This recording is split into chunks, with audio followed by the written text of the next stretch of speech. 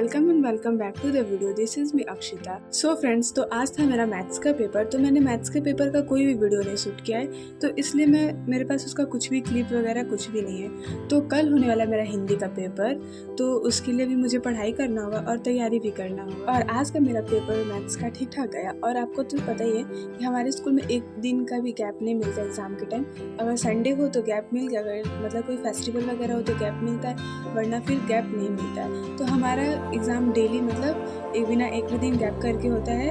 तो कल होने वाला है मेरा हिंदी का पेपर। तो मेरे हिंदी के पेपर में 2 बुक से क्वेश्चन आने वाले हैं, क्योंकि हमारे स्कूल में 2 बुक चलता है, स्पर्श एंड संचयन। तो स्पर्श से भी कुछ चैप्टर्स आने वाले हैं एंड संचयन से भी कुछ चैप्टर आने वाले हैं। तो स्पर्श में कहानी है, तो उस कहानी से भी क्वेश्चंस आंसर आएंगे। तो सबसे पहले मैंने वन शॉट का लेक्चर समझना स्टार्ट किया। तो सबसे पहले एवरेस्ट मेरी शिखर यात्रा है चैप्टर 2, जो बचेंद्री पाल की स्टोरी है, मैंने उसे समझा। इस कहानी की लेखिका वो खुद थी, जिन्होंने अपने सारे एक्सपीरियंसेस को इस स्टोरी में बताया कि उनके साथ क्या क्या घटनाएं घटी और क्या क्या हुआ इस एवरेस्ट तक के सफ़र में। एंड इस चैप्टर का वन शॉट जो था ज़्यादा बड़ा नहीं था, और ये चैप्टर हमारे स्कूल में पढ़ाया गया था, तो उस टाइम भी मुझे समझ में आया था। तो एक बार मैंने वन शॉट लेक्चर ले लिया तो और भी ज़्यादा अच्छे से समझ में आ गया। हमारे स्कूल में ऐसा बोला गया था कि एनसीईआरटी से क्वेश्चन नहीं आएगा, मतलब थोड़ा सा चैप्टर के अंदर से डीप से क्वेश्चन आएगा, और थोड़ा बहुत चैप्टर को लाइफ से रिलेट करके पढ़ना होगा, क्योंकि वैसे भी क्वेश्चन आ सकते हैं। उसके बाद मैंने इस वाले चैप्टर का वन शॉट देखा, और ये मैंने एनिमेटेड लेक्चर से देखा था, जिसमें सीवी रामन की स्टोरी थी, जिन्होंने अपनी इतनी अच्छी जॉब को छोड़ दिया अपने सपने को पूरे करने के लिए। उन्हें वैज्ञानिक बनना था, तो उन्होंने अपनी एक सरकारी नौकरी छोड़ दी थी वैज्ञानिक बनने के लिए, जिसमें बहुत ज़्यादा मतलब अच्छी खासी सैलरी भी थी, और मतलब बहुत सारी सुख सुविधाओं को छोड़ा था अपने सपने वैज्ञानिक को पूरा करने के लिए। और इन्होंने ही बताया था कि समुद्र का रंग नीला क्यों होता है, और इन्होंने बहुत सारी चीज़ों का खोज किया था। एंड फिर मैंने उसके बाद थोड़ा बहुत रिवाइज़ किया कॉपी से, और मैंने इतना ही वन शॉट का लेक्चर नहीं किया था, और कहानी तो मुझे इससे ज़्यादातर कुछ समझ नहीं आती है, तो मैंने कहानी का भी वन शॉट लेक्चर देखा था। एंड फिर उसके बाद मेरे घर पे आया था गोलगप्पा, तो मैंने गोलगप्पा को एंजॉय किया।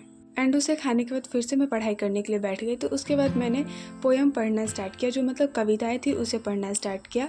और ये पद था जिसका अर्थ समझना था मुझे।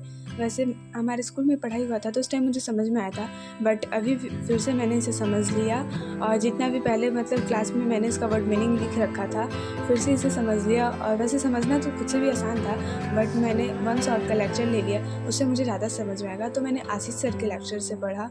ज़्यादातर हिंदी मैं इन्हीं से पढ़ती हूँ। जितना हम एग्ज़ाम के टाइम पढ़ते हैं उतना हम लोग डेली पढ़ते हैं ना, तो सच में भाई बहुत कुछ कर सकते थे हम लोग। एग्ज़ाम के टाइम हम लोग अपना 100% स्टडी को देते हैं, और इस तरह नॉर्मल डेज़ में पढ़ाई थोड़ी कम करते हैं, और जितना टेंशन होता है सब कुछ एग्ज़ाम के टाइम ही आता है कि ये भी चीज़ पढ़ाई करना है और वो भी चीज़ पढ़ाई करना है। और घर वालों का एक ही मतलब कहना होता है कि तुम्हें एग्ज़ाम के टाइम ही आता है क्या पढ़ाई करना, इस तरह तुम्हें पढ़ाई करने को तो याद नहीं आता है, रात भर पढ़ना है अभी, और इस तरह तो फिर सोना ही है। मैंने पद पढ़ने के बाद हमारे इस मतलब जो स्पर्श बुक है, उस स्पर्श बुक से 2 ही कहानी आ रही है, गीत अगीत और रैदास। तो उसके बाद मैंने गीत अगीत कहानी को पढ़ा, जिसमें बताना था कि गीत ज़्यादा अच्छा है कि गीत। तो इसमें एक सुका और सुकी की भी स्टोरी दी गई थी, जो 2 तोते होते हैं। मतलब जो सुका था गाना गा रहा था, और सुकी को सुनना बहुत ज़्यादा ही पसंद था। तो इस तरह करके मैंने वन शॉट से ये पूरा लेक्चर समझा, और ये कहानी मुझे बहुत ज़्यादा ही अच्छी लगी।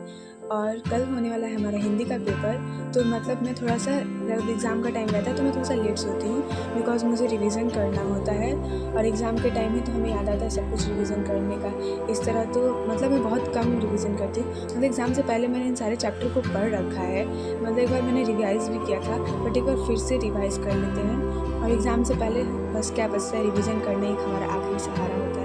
एग्ज़ाम के टाइम हम लोग नाइट आउल भी बन जाते हैं और डे आउल भी बन जाते हैं। सुबह में जल्दी भी उठ के पढ़ाई करते हैं। पूरे साल का एग्ज़ाम के टाइम ही हम लोग को लगता है कि अभी याद आता है सब कुछ पढ़ाई करने का।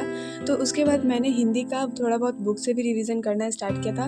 एनसीईआरटी का भी मैंने ऊपर क्वेश्चंस पढ़ लिया, और संचयन बुक का मतलब जितना वर्ड मीनिंग होता है वो सब याद कर लिया। मीन्स शब्दार्थ जितना रिवीजन करना हो पाता है मैं उतना अपना 100% देके रिवीजन की रात में। और ये था संचयन के बुक का रिवीजन और स्पर्श के बुक का रिवीजन। सो गाइस, तो फिर ये हो गया था सेकेंड डे, मतलब नेक्स्ट डे, और आज ही था मेरा एग्ज़ाम। एंड आज मैं सुबह के 5 बजे उठी थी।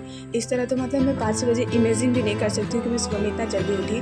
और 5 बजे उठ के सोचे मैं गाइस रिवीजन कर रही थी। वो भी ऐसा लग रहा था, मतलब ऐसे नॉर्मल डेज़ में तो मैं सुबह जल्दी उठती ही नहीं हूँ, रिवीजन करना तो बहुत ज़्यादा ही दूर की बात है। और आज जब एग्ज़ाम का टाइम आता है तो मैं थोड़ा लिख के भी अभी रिवीजन कर रही थी कि मेरा लिखने का भी प्रैक्टिस हो।